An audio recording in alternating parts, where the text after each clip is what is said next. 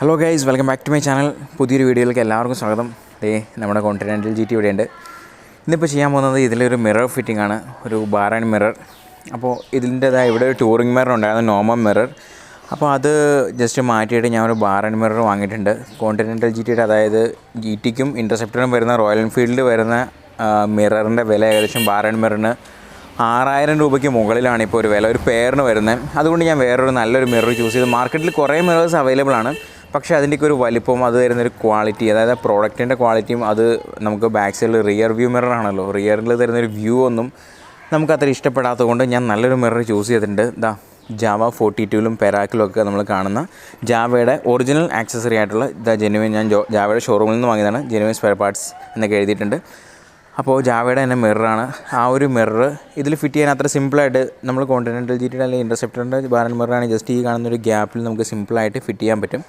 പക്ഷേ ഇതിലങ്ങനെ പറ്റില്ല, ചെറിയൊരു പണി നടത്തേണ്ടി വരും. പക്ഷേ അങ്ങനെ ചെയ്തെടുത്തു കഴിഞ്ഞാൽ നമുക്കൊരിക്കലും പശ്ചാത്തപിക്കേണ്ടി വരില്ലാത്തൊരു ഐറ്റമാണിത്. ഇങ്ങനൊരു വീഡിയോ മലയാളത്തിൽ ആദ്യമായിരിക്കും, കാരണം കേരളത്തിൽ ആരും ഇങ്ങനെ ഇതുവരെ ഈ മിറർ ഞാൻ വെച്ച് കണ്ടിട്ടില്ല, മീൻസ് യൂട്യൂബ് ചാനൽസിലൊന്നും കണ്ടിട്ടില്ല. പക്ഷേ ഞാൻ ഇപ്പോൾ കുറച്ച് നാളായി ഉപയോഗിക്കുന്നത്. ഞാൻ വീണ്ടും ഇത് ഊരി വെച്ചിട്ട് നിങ്ങൾക്ക് കാണിച്ചു തരാൻ വേണ്ടിയിട്ട് വീണ്ടും അസംബിൾ ചെയ്യാൻ പോവാണ്. അപ്പോൾ ഇതിൻ്റെ ഫിറ്റിങ്സും കാര്യങ്ങളും എങ്ങനെയാണെന്നും ഒക്കെ ഞാൻ കാണിച്ചു തരാം. അതായത് ഇതാണ് ഈ മിറർ. ഇങ്ങനെ ഒരു പെയർ ഞാൻ വാങ്ങിയിട്ടുണ്ട്. ഇതിൻ്റെ വിലയും കാര്യങ്ങളൊക്കെ ഞാൻ ഡീറ്റെയിൽ ആയിട്ട് പറഞ്ഞുതരാം. അപ്പോൾ ഇതിൻ്റെ ഈ ഒരു ഭാഗത്ത് ഒരു എക്സ്റ്റൻഷൻ ഉണ്ടായിരുന്നു ഇതിന്, അതിന് നമ്മൾ കട്ട് ചെയ്തു, ഒരു സ്ഥലത്ത് കൊണ്ടുപോയിട്ട് അത് കട്ട് ചെയ്തെടുത്തു. അപ്പോൾ ഞാൻ കാണിച്ചു തരാം. അത്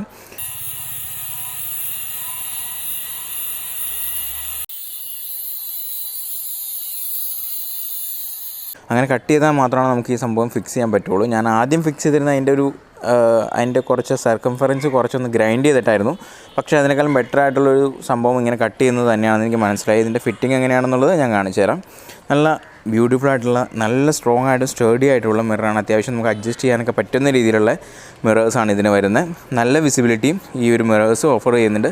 അതുകൂടാതെ കോണ്ടിനെൻ്റൽ GTയുടെ കൂടെ അല്ലെങ്കിൽ ഇൻ്റർസെപ്റ്ററിൻ്റെ കൂടെ ഫിറ്റ് ചെയ്യുമ്പോൾ നല്ലൊരു ഭംഗി, നല്ലൊരു എടുപ്പും നമുക്ക് ഈ ഒരു മിറർ തരുന്നുണ്ട്. ഇതിൻ്റെ ഫിറ്റിങ്സ് ഞാൻ കാണിച്ചു തരാം.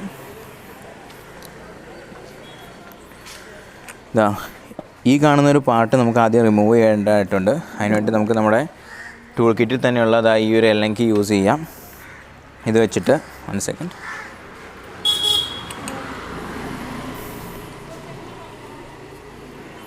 ഇത് വെച്ചിട്ട് നമുക്ക് സിമ്പിളായിട്ട് ഇങ്ങനെ ഇത് ഊരിയെടുക്കാവുന്നതാണ്.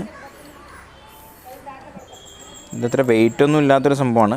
സാധാരണ ഇങ്ങനെ ഹാൻഡിൽ ബാറിൻ്റെ സൈഡിലൊരു വെയിറ്റ് ആയിട്ടാണ് ഇത് പല ബൈക്കിലും വരിക. ഇത് ഊരിയെടുത്ത് കഴിഞ്ഞാൽ നമുക്ക് ഇവിടെ ആയിട്ട് ഒരു റീറ്റൈനർ കാണാം. ഇത് രണ്ട് സൈഡിലുണ്ട്. ഹാൻഡിലിൻ്റെ ബാലൻസും കാര്യങ്ങളൊക്കെ ചെയ്യുന്നതിനുണ്ട്. അതൊന്ന് അഡ്ജസ്റ്റ് ചെയ്ത് വയ്ക്കുന്നതിന് വേണ്ടിയിട്ടാണ് ഇങ്ങനെ ഒരു റീറ്റൈനർ ഈ ബൈക്കിലൊക്കെ കൊടുത്തേക്കുന്നത്. അപ്പോൾ ഇതിൻ്റെ ഇവിടെയുള്ള ഗ്രൂവിലാണ് നമുക്ക് ഈ സംഭവം ഫിറ്റ് ചെയ്യേണ്ടത്, നമ്മുടെ ഈ ഒരു ജാവയുടെ മിറേഴ്സ്. അപ്പോൾ നമുക്ക് സിമ്പിളായിട്ട് ഫിറ്റ് ചെയ്യാം.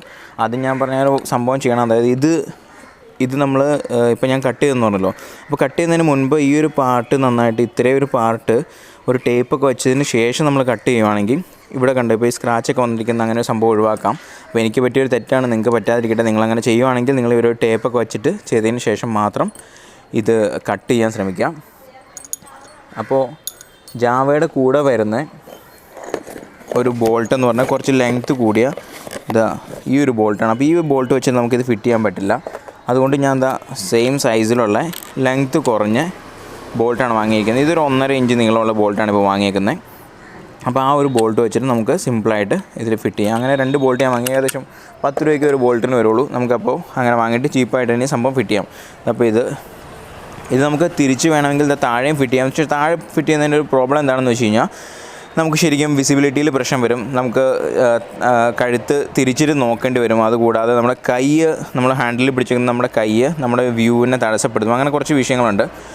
പിന്നെ ബൈക്കിൻ്റെ മൊത്തത്തിലൊരു ലുക്കിനെ ഫ്രണ്ടിൽ നിന്നൊക്കെ നോക്കുമ്പോൾ ഒരു ഹൈറ്റ് കുറഞ്ഞതുപോലെ ഒരു ഫീല് വരുന്നതായിട്ട് എനിക്ക് തോന്നി. അപ്പോൾ എനിക്കും ഇഷ്ടം ഇങ്ങനെ മുകളിൽ തന്നെ വയ്ക്കുന്നതാണ്. അതാകുമ്പോൾ നമുക്ക് ബാക്കിലുള്ള വ്യൂ കാണുന്നതിനോ ഒന്നും ഒരു പ്രശ്നമില്ല. നല്ല വിസിബിലിറ്റി നമുക്ക് തരുന്നുണ്ട്. അതുകൂടാതെ ഈ മിററിൻ്റെ ഒരു കാര്യം പറഞ്ഞാൽ, ഈ മിറർ നമുക്ക് ഇങ്ങനെ ഇവിടെ അഡ്ജസ്റ്റ് ചെയ്യാവുന്നതാണ്. ഈ ഒരു ആക്സിസിൽ ഇതിങ്ങനെ അത്യാവശ്യം റൊട്ടേറ്റ് ചെയ്യും. ഒരുപാട് അഡ്ജസ്റ്റ് ചെയ്യാനൊന്നും പറ്റില്ല. പിന്നെ കൂടുതൽ അഡ്ജസ്റ്റ്മെൻറ്റ് വേണമെങ്കിൽ നമുക്ക് അല്ലെങ്കിൽ ഉപയോഗിച്ചിട്ട് ഇവിടെ അഡ്ജസ്റ്റ് ചെയ്തിട്ട് ഇങ്ങനെ ഒരു ആംഗിൾ, അല്ലെങ്കിൽ നമുക്കിങ്ങനെ കുറച്ച് ചെരിഞ്ഞൊരു ആംഗിളൊക്കെ നമുക്ക് ചൂസ് ചെയ്യാവുന്നതാണ്.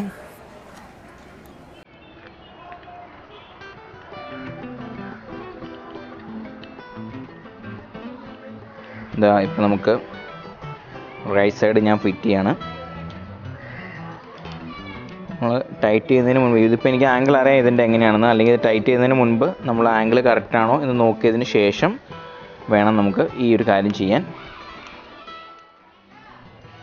ഈ മിറർ ഫിറ്റ് ചെയ്യുമ്പോൾ ഉള്ള ഒരു ചെറിയൊരു പ്രോബ്ലം ഉണ്ട്. അതെന്താണെന്ന് ഞാൻ കാണിച്ചു തരാം.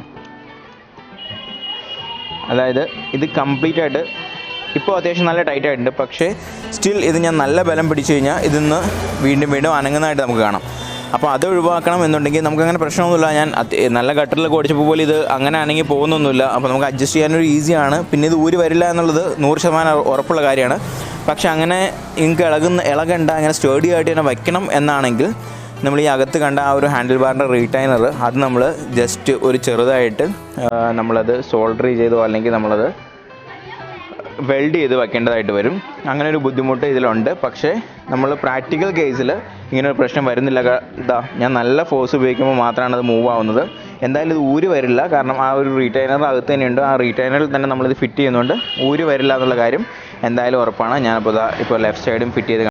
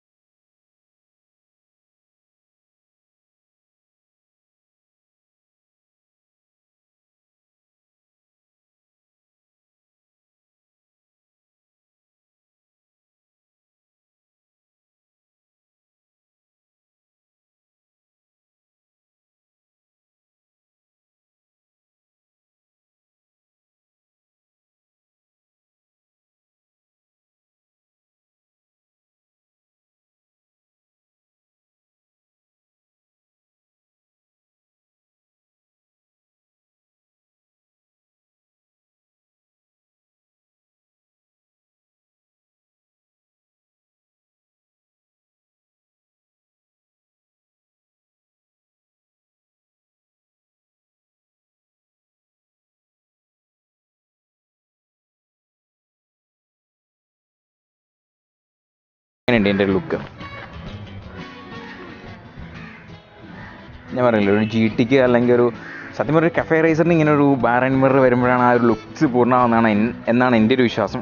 കുറേയേറെ ബൈക്സിലൊക്കെ നമുക്ക് കാണാം അങ്ങനെ ഒരു ബാർ ആൻഡ് മിറർ. നല്ല ബ്യൂട്ടിഫുള്ളാണ്. അപ്പോൾ ഞാൻ പറഞ്ഞല്ലോ, അത്യാവശ്യം അതിൻ്റെ കൂടെ ഒരു വിസിബിലിറ്റി കൂടി കിട്ടുമ്പോൾ സാധാരണ നമുക്ക് 500 രൂപ 400 രൂപയ്ക്കൊക്കെ മാർക്കറ്റിൽ അവൈലബിൾ ആണ് ബാർ ആൻഡ് മിറേഴ്സ്. പക്ഷേ അതിനൊന്നും ഈ ഒരു വിസിബിലിറ്റിയോ അല്ലെങ്കിൽ ഇത്രയൊരു സ്ട്രെങ്ത്തോ പ്രൊവൈഡ് ചെയ്യാൻ പറ്റില്ല. ഇതിപ്പോൾ ഒന്ന് ജസ്റ്റ് സൈഡ് കഴിഞ്ഞ് വീണാലും ഒരു പ്രശ്നമൊന്നുമില്ല എന്ന കാര്യത്തിൽ ഞാൻ കോൺഫിഡൻ്റ് ആണ്. പക്ഷേ നമ്മൾ ഈ വാങ്ങുന്ന ചെറിയ ലോക്കലി വാങ്ങുന്ന സാധനങ്ങൾക്കെല്ലാം ഞാൻ ഓൺലൈനൊക്കെ ഒരുപാട് നോക്കിയതാണ്. അപ്പോൾ അങ്ങനെ കിട്ടുന്ന പല സാധനങ്ങളും പെട്ടെന്ന് തന്നെ പൊട്ടിപ്പോവുക, അങ്ങനത്തെ പ്രശ്നങ്ങളൊക്കെ ഉണ്ടാവും. അതുകൂടാതെ വിസിബിലിറ്റി ഒരുപാട് കുറവായിട്ട് എനിക്ക് ഫീൽ ചെയ്തു. അപ്പോൾ ഇതിൻ്റെ ഒരു വിസിബിലിറ്റി എങ്ങനെയുണ്ടെന്താണെന്ന് നിങ്ങൾ നോക്കിയിട്ട് പറ. എങ്ങനെയുണ്ട്? നല്ല ക്ലിയർ ആയിട്ടുള്ള ഗ്ലാസ് കൂടിയാണ് ഇത്. അതായത് ഈ ഒരു ഗ്ലാസിൻ്റെ ക്വാളിറ്റി നമുക്ക് അതിൽ നിന്ന് മനസ്സിലാക്കാം.